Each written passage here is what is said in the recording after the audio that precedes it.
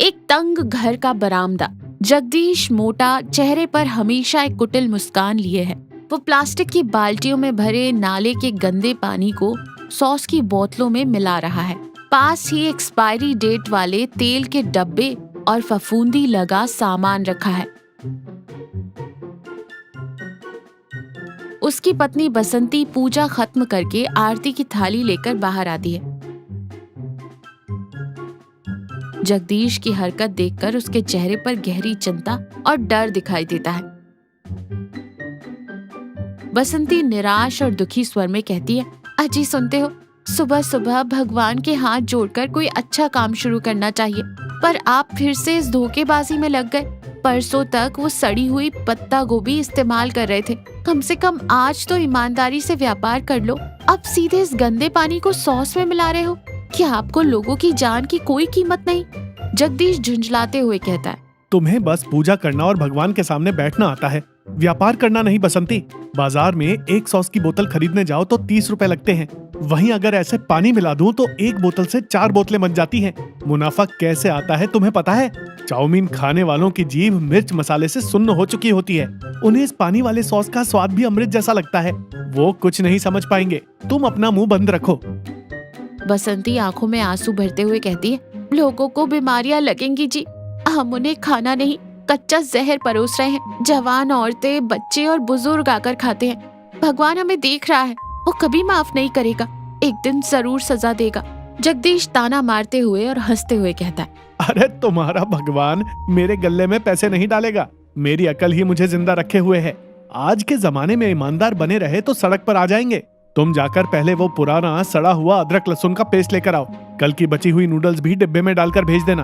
आज ग्राहकों की भीड़ ज्यादा होगी। बाजार का इलाका, शाम का समय, भीड़ भाड़ वाला बाजार। चारों तरफ लोग घूम रहे हैं। जगदीश चाइनीज सेंटर का ठेला। जगदीश काले पड़ चुके झाग छोड़ रहे तेल में चाउमीन तल रहा है। ठेले के सामने मक्खियां भिनभिना रही हैं। एक महिला ग्राहक सुनीता आती है। उसके चेहरे पर असंतोष है। भैया, एक प्लेट चाउमीन देना, लेकिन थोड़ा साफ सफाई से बनाना। कल जो आपने चाउमीन दी थी, उससे खाकर मेरे पति के पेट में बहुत दर्द हुआ। रात भर उल्टियां करते रहे। जगदीश झूठी मुस्कान के साथ कहता है, अरे राम राम, ऐसा हुआ क्या बहन जी? शायद भाई साहब ने कहीं और कुछ खा लिया होगा। आजकल बाहर लोग कुछ भी बेच रहे हैं। मेरे ठेले पर तो मैं एक नंबर का माल इस्तेमाल करता हूँ। सैकड़ों लोग खाते हैं मेरे पास। ये देखिए, ये पत्ता गोभी कितनी ताजी है। जगदीश ऊपर रखी ताजी पत्ता गोभी दिखाता है, लेकिन जैसे ही सुनीता दूसरी तरफ देखती है, वो नीचे छुपाई हुई पुरानी बदबूदार पत्ता गोभी के टुकड़े कढ़ाई में डाल देता है। बदबू को छुपाने के लिए वो लाल रंग का पाउडर और ढेर सारी लाल मिर्च डाल देता है। जगदीश गर्मा गर्म पार्सल देता है। सुनीता पैसे देती है और शक की नजरों से देखते हुए चली जाती है। जगदीश लालच भरी नजरों से उन नोटों को चूमता है और गले में रख देता है।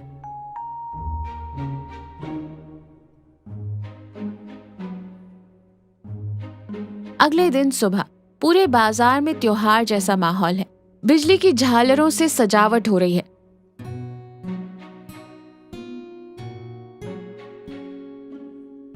पास के शिव मंदिर के पास महाशिवरात्रि मेला लगने की घोषणा ऑटो में लगे लाउड स्पीकर से हो रही है। सभी भक्तों का स्वागत है, 3 दिन तक विशाल मेला, ये शब्द गूंज रहे हैं।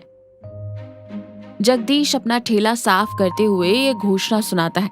उसकी आंखों में पैसों की चमक आ जाती है। जगदीश अपने आप से बात करते हुए कहता है, शिवरात्रि का मेला, क्या बात है। आसपास के 10 गांव के लोग आएंगे कल एक ही दिन में। हाँ, सिर्फ एक ही दिन में मेरे ठेले पर सैकड़ों लोगों की लाइन लग जाएगी। 2 महीने की कमाई इस एक दिन में निकालनी है। अगर लागत 10 रुपए हो तो मुनाफा 100 रुपए होना चाहिए। अगर माल आधे दाम पर लाऊं तो मुनाफा 10 गुना। मुझे अभी ओम प्रकाश के गोदाम जाना होगा। जितना सड़ा हुआ माल मिलेगा उतना ही ज्यादा फायदा होगा। जगदीश एक धोखेबाज थोक व्यापारी ओम प्रकाश के गोदाम में है। वहाँ बहुत बदबू आ रही है। सड़ी हुई सब्जियों की बोरियां, चूहों द्वारा कुतरे गए सॉस के डिब्बे और एक्सपायरी डेट पार कर चुका सामान यहाँ वहाँ बिखरा पड़ा है। जगदीश ओम प्रकाश से फुसफुसाते हुए कहता है, ओम प्रकाश भाई, मुझे वो कोने में रखा पुराना स्टॉक दे दो। एक्सपायरी डेट खत्म हुए महीनों बीत गए तेल के डब्बे, फफूंदी लगे मसाले के पैकेट, सब एक ऑटो में लदवा दो। रेट एकदम कम लगाना, मैं सारा माल उठा लूंगा। ओम प्रकाश हैरानी से कहता है, अरे जगदीश, उनमें बहुत कीड़े पड़ चुके हैं, बदबू मार रहे हैं। मैंने उन्हें फेंकने के लिए किनारे रखा था। लोग खाएंगे तो मर ही जाएंगे। अगर कोई पुलिस वाला आ गया तो हम दोनों को जेल जाना पक्का है। जगदीश क्रूरता से हंसते हुए कहता है, वो मरे तो मुझे क्या भाई, मेले में लोगों को भूख लगेगी तो वो मिट्टी भी खा लेंगे। मिर्च और वो लाल रंग ज्यादा डाल दूंगा तो कीड़ों की कोई बदबू नहीं आएगी। मसालों की महक में सब छिप जाएगा। मेरे लिए अपना गल्ला भरना सबसे जरूरी है। तुम डरो मत, बस माल भिजवा दो। बाजार का इलाका, मेले की शाम। जगदीश के ठेले से कुछ ही दूरी पर मीनाक्षी शुद्ध आहार नाम का एक नया ठेला खड़ा है।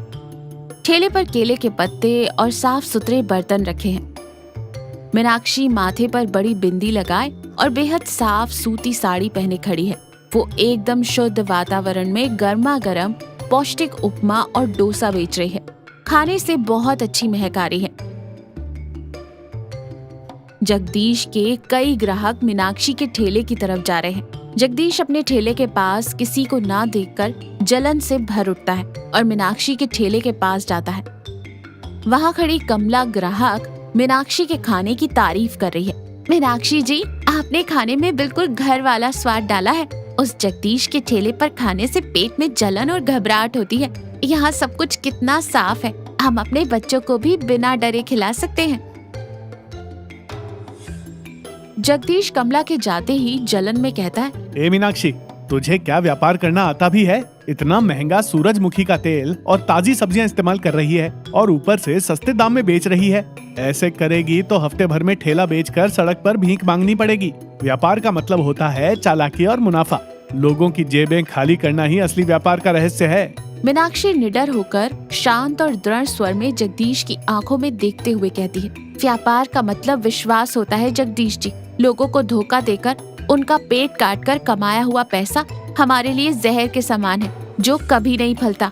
मेरा मुनाफा भले ही कम हो, लेकिन रात को मैं बिना किसी की बद्दुआ लिए चैन से सोती हूँ। आपकी तरह स्वार्थ में अंधी होकर लोगों की जान से खिलवाड़ नहीं कर सकती। कृपया आप यहाँ से जाइए।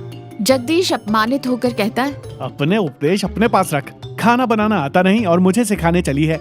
आज इस मेले में मैं तुझे दिखाऊंगा कि मेरी हैसियत क्या है, मेरा व्यापार क्या है और मेरा मुनाफा क्या होता है। जगदीश का ठेला, रात का समय। मेले में भारी भीड़ है।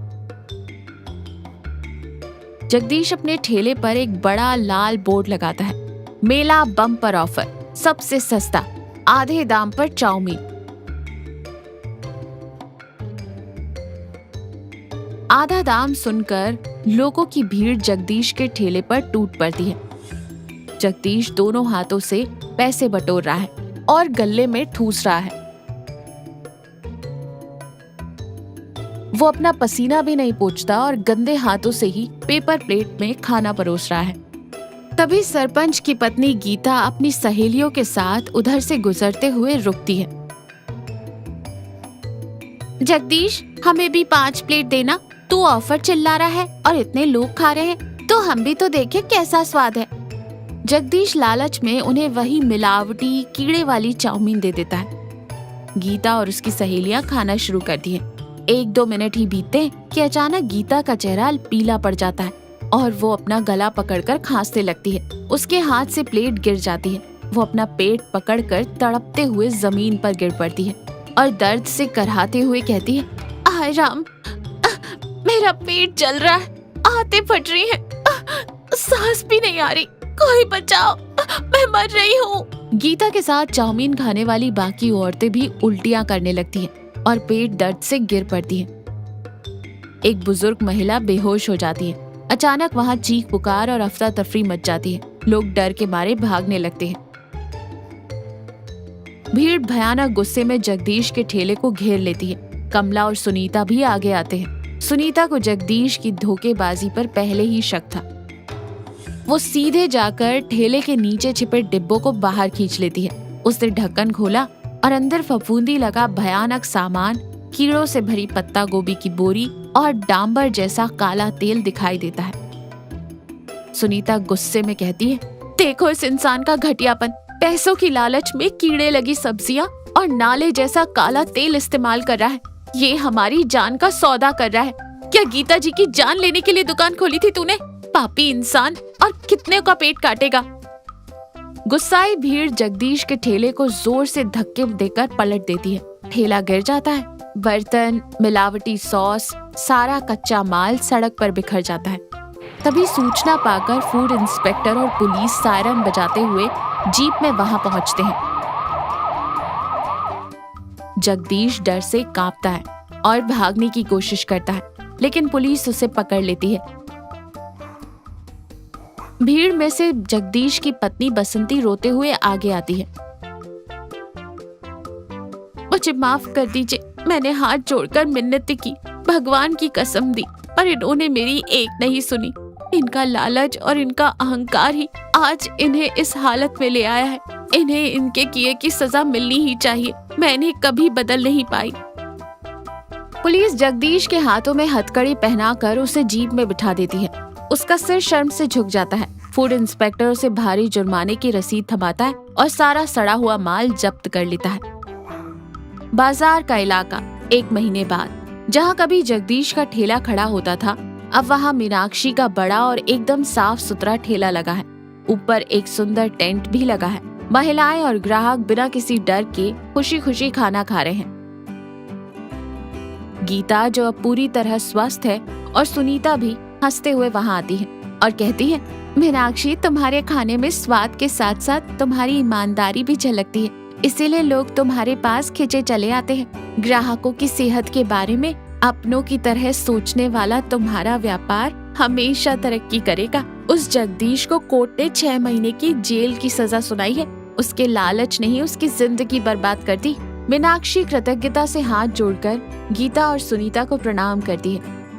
उसके चेहरे पर एक शांत मुस्कान है और वो प्यार से ग्राहकों को गर्मा गर्म खाना परोस रही है।